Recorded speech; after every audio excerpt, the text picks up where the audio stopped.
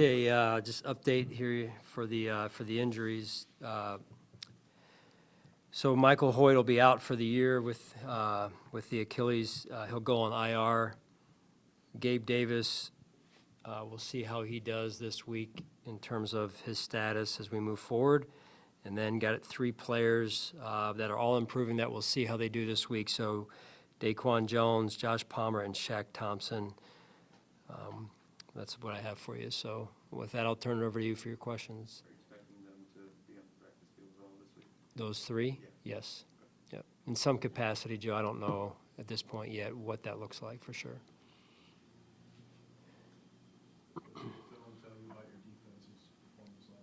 I thought they played really hard. Played together. There's a couple plays in there that I know I want back, and I'm sure they want back as well.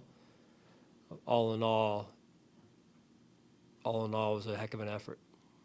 I know there's a lot of good to focus on, but what happened on the 4th down, that 4th and 17 play? What was the breakdown? Yeah, just rushing coverage. I mean, when you have that amount of time, it's hard to cover for that long. In theory,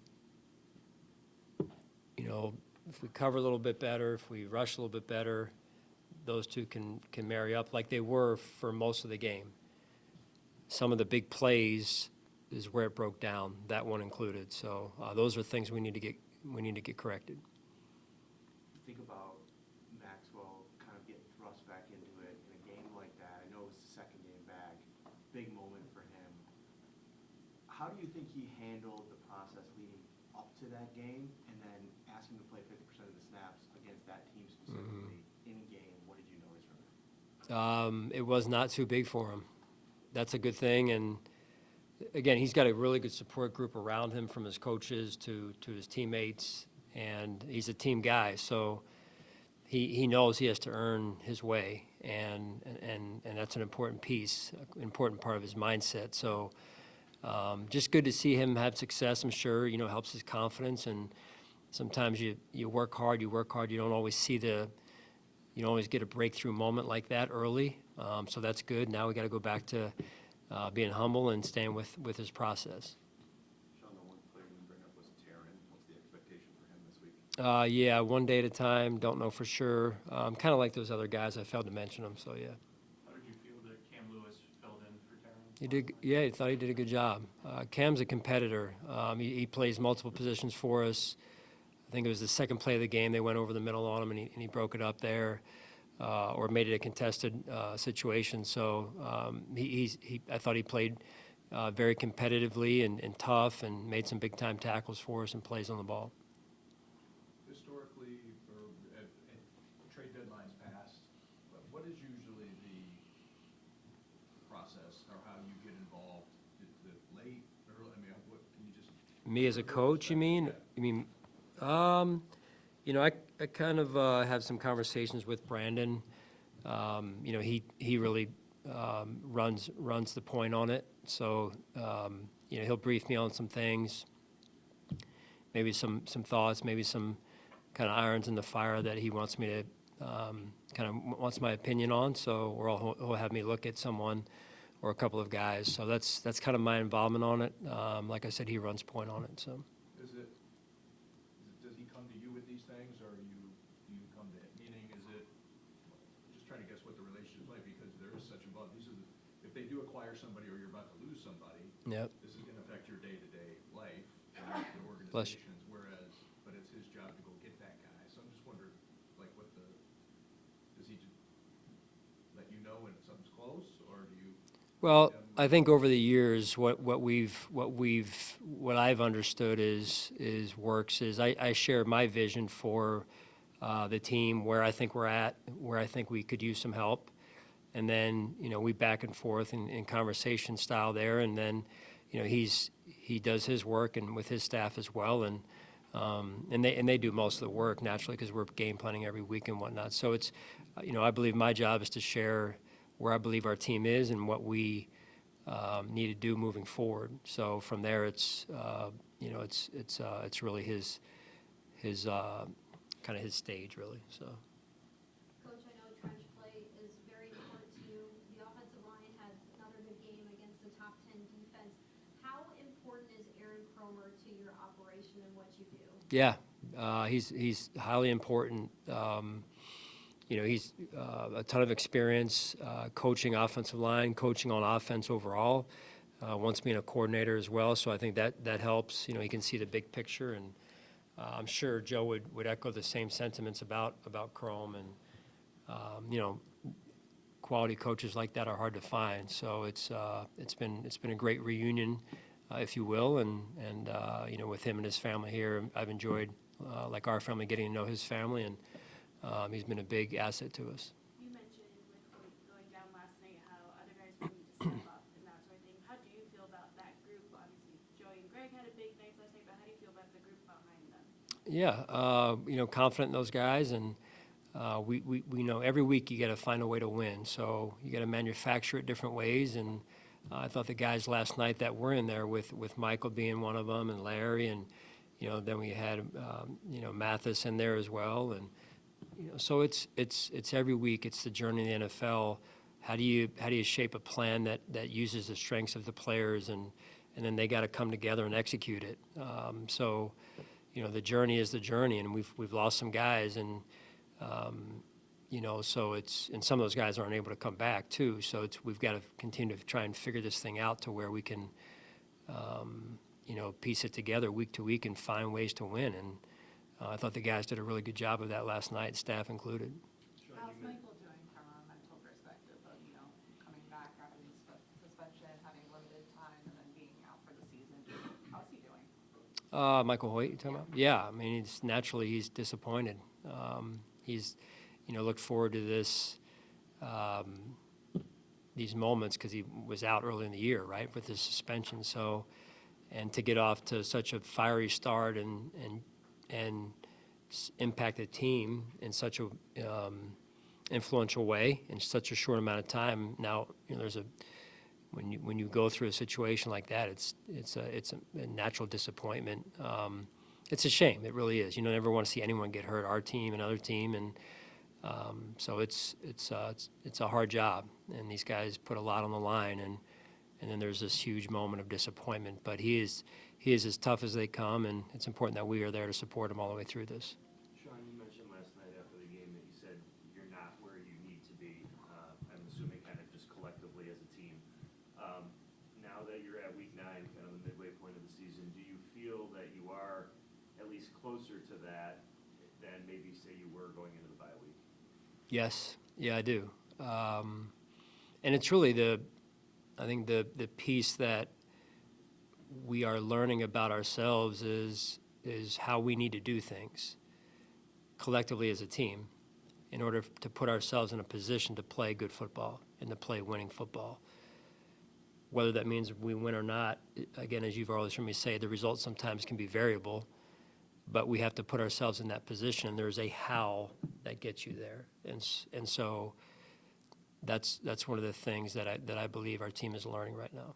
Sean, what did you see that went into helping the passing game be so efficient and Josh to have that kind of completion percentage? Well, I thought it starts with the staff, the offensive staff putting together, led by Joe, a really good plan.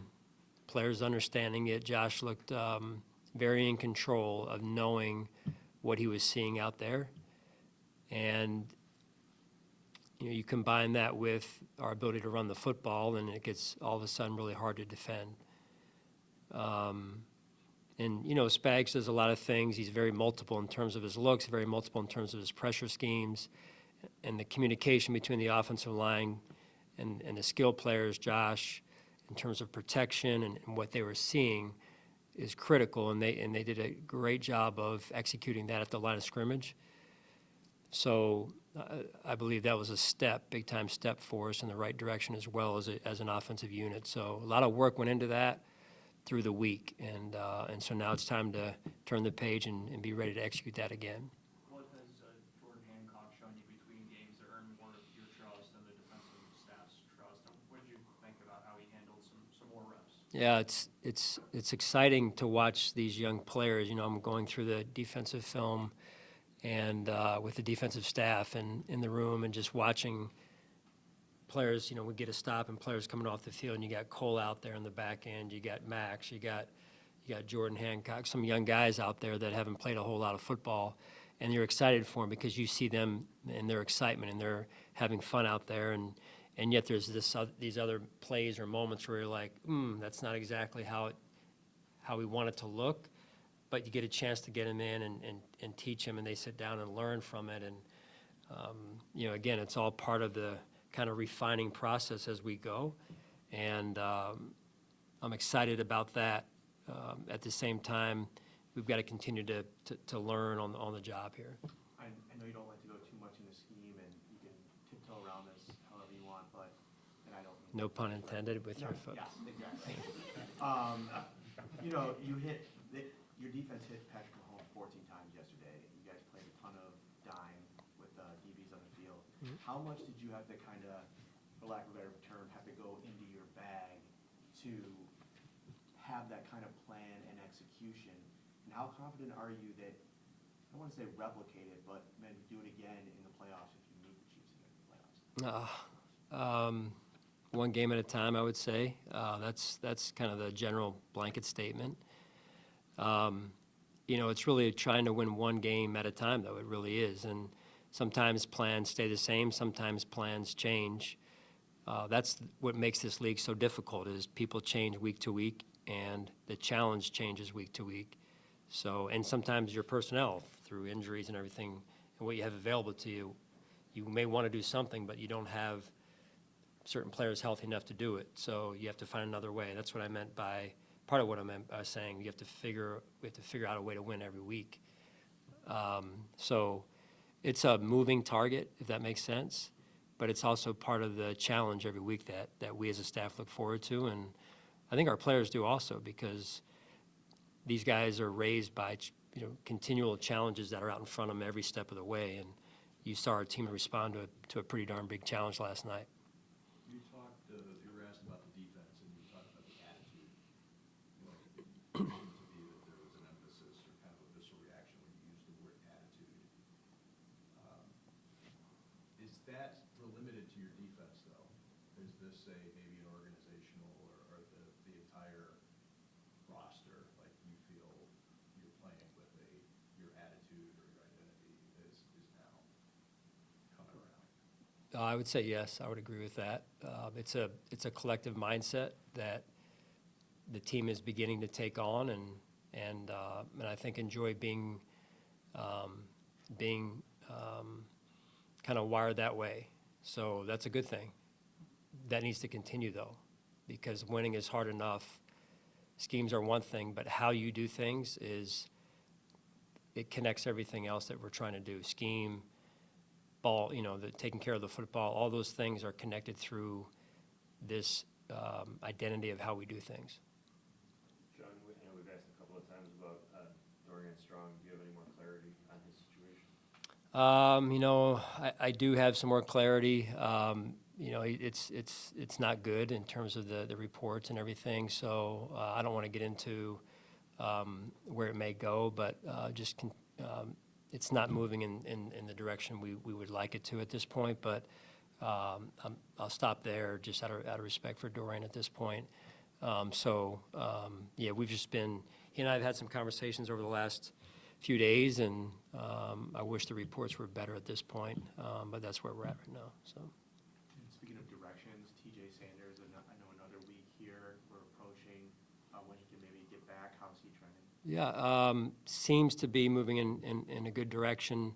It's one of those deals where, sometimes as we get closer to being on the green light, if you will, I'll get more communication from the medical staff, from the trainer, Nate in this case. Right now, I'm not getting a whole lot from them, which means we're probably still a little bit in the middle of it, with, a week, 2, maybe 3. I'm not really sure yet, so I don't really have a better, more definitive answer for you.